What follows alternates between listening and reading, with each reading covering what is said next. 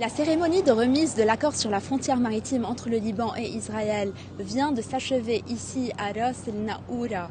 La cérémonie s'est déroulée dans un lieu emblématique situé à quelques centaines de mètres d'ici, de là où sont positionnés les médias. Elle s'est tenue loin des feux de la rampe. On peut voir les convois de diplomates sortir l'un après l'autre. La délégation libanaise a été la première à sortir.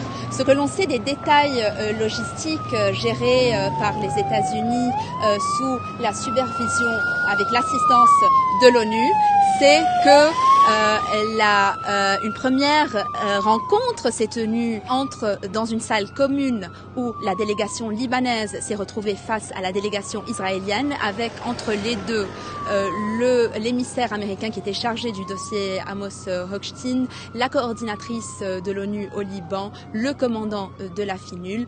Amos Hochstein aurait prononcé un mot. Les délégations libanaises et israéliennes se sont évidemment abstenues de tout échange, mais on ne saura jamais les détails puisque les médias n'étaient pas présents.